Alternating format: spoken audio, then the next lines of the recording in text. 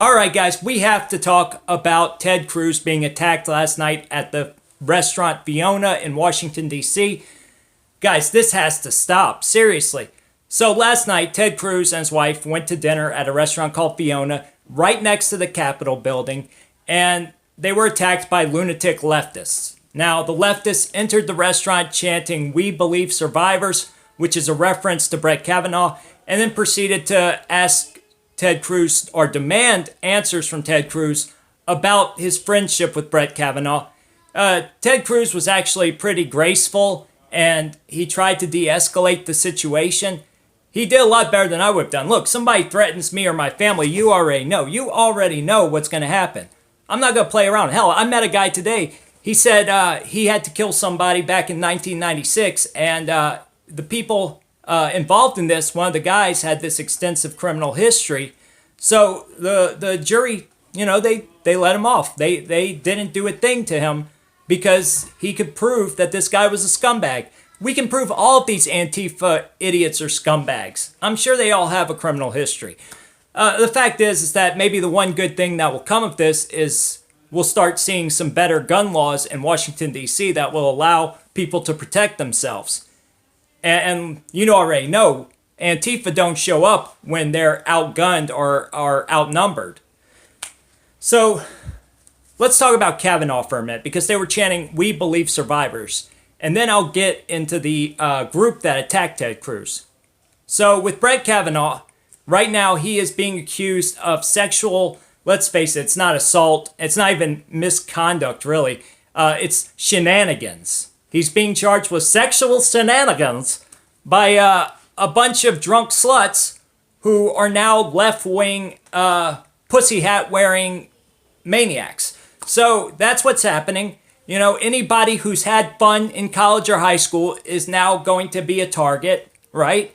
You might have motorboated a girl once in high school. I know I did. That's it for you. I'm already going to tell you guys. You want to know what I did? All right. So yes, I've motorboated a girl, actually a couple girls. I was a bit of a slut. I definitely hit on women at bars all the time. Gosh, what else did I do? Well, there's some other stuff, but it's sort of lewd, so I don't want to really get into it. But none of it was against their will, or at least the signals they were sending, were, "Hey, I like you, I'm having fun with you." And I'm sure that's the case with these women back when they were in high school and college. We already know they said they were drunk, blackout drunk. Why is the culpability always on the man if the woman's drunk? If you're a drunk man, I'm sure many of you guys out there have been hit on by women when they were drunk. If they're equal, then let's have true equality.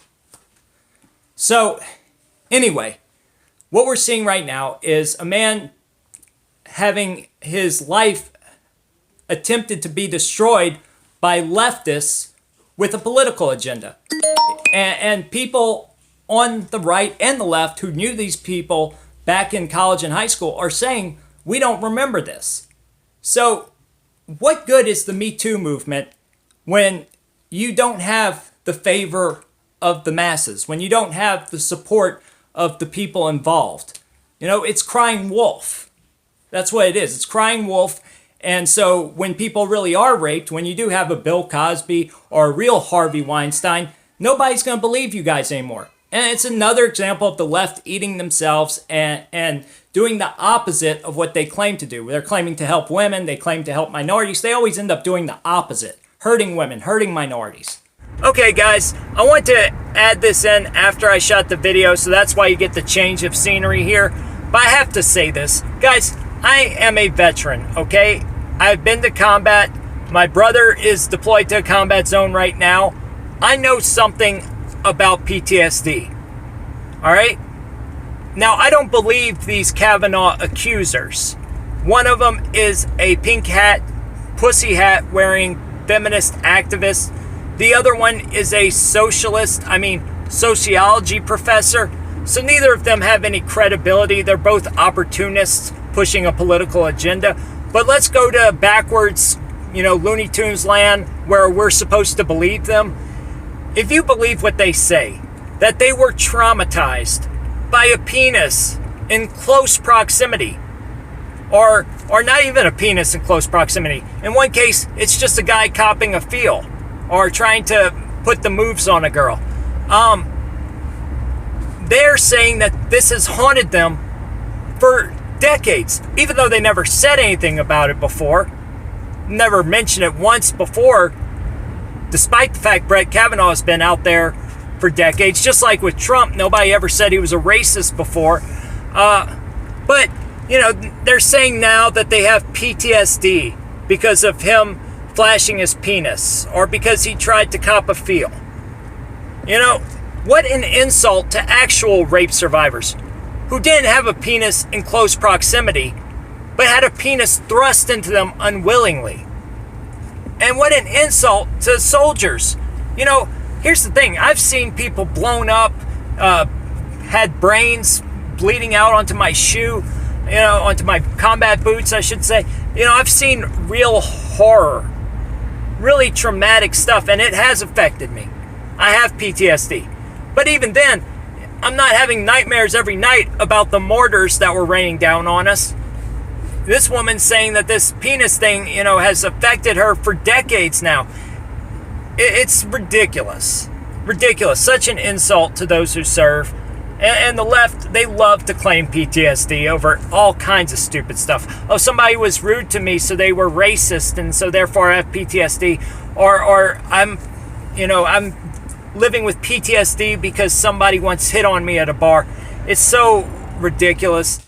All right, so this group that attacked Ted Cruz, they call themselves Smash Racism DC. Now, they could have called themselves Gibbity Gook Goggity Gook, and it would have been exactly the same because both of these names mean nothing. You know, it's like me picking a name for my political group and calling it the people who like puppies, kittens, and rainbows, you know, or the people who want a cure for cancer. They're just virtuous. They have nothing to do with my political agenda. And these people, you know, they don't care about racism. They're a bunch of trust fund babies. All right, they're all white. They're all truly privileged. And they have no idea what it's like for working Americans. They have no idea what it's like in minority communities. And they don't care. Okay, every year it's the same story. The left sink billions of dollars into these far left activist groups right before an election, or into the ads and propaganda that stir up this idea that there's some racial tension or sexual tension in America. It's all BS. You know, look, go spend some time in other countries. You'll see real racism or real sexism. It's not happening here in America. And there are these attacks that are becoming more and more frequent against people that are labeled racist or sexist. And this is truly terrifying. You know, the mass shaming to me is particularly worrisome. It's something out of a Game of Thrones episode. You know, and we're at fault because we let the left create this idea that sexism and racism are the worst things ever. Well, they're not. Okay, they're not even close. Everybody has some sort of prejudices, okay? And having those prejudices, especially at a young age, or being sexually active or maybe a little naive and silly at a young age, does not mean that it should hurt you the rest of your life. And that's what we're creating here, an atmosphere where any bad decisions as a young person can really destroy your life. That's not justice. That's not social justice. Anyway, every year the left send these groups out there. They get them to stir things up. And that causes this sort of ripple effect that we see. And that's how you end up with people being stabbed in the street. Like my friend Jovi Val or my friend Tony Foreman, who were both stabbed for supporting Trump. That's how you end up with property being destroyed, like the cities that were destroyed by Black Lives Matter, or the Republican campaign offices that had been destroyed right before the last election. It's dangerous, is what it is. And it is leading us towards that soft civil war that I've been talking about. And we have to shut it down. And our ability to shut it down is now being hindered by the censorship, by the attacks on the alternative media. And so, you know, people like Ted Cruz, they have nobody to blame but themselves. You know, They should have stood up to these people. They should have protected people like Alex Jones. They didn't, and now they're going to pay the consequences of that. And so, you know, we need to step it up, guys. We need to fight back. We need to come together on the right. Okay, put aside all of our differences, come together, and like I said before in my other videos, we need to be Nazis, right? That's NOT-C, not communists. That's all that matters. Are you a blue dog Democrat? Who cares? Are you a fascist? Maybe. Who cares, right? Who cares if you're a punk rock anarchist or a hardcore Christian conservative? All that matters is you're not communist. That's all that should matter. If we all came together as Nazis, as not communists, this world would be so much better. Anyway, I want to talk about this attack on Cruz. I have to run, so I'm sort of in a hurry, and I don't have time to really make a good video. But I wanted to get this out there and see what you guys think. I'm going to try to do a series of videos with a guy I've been talking to out in California. We've got some great stuff to talk about, and I think it's going to change the dynamic of this channel. So stay tuned for that. I've just had some scheduling conflicts, so I haven't been able to get with him yet. But it's coming, and I think it's going to be awesome. It'll be the first time I do anything like that. So stay tuned for that. I hope you enjoyed the video. Like and subscribe. I'm out.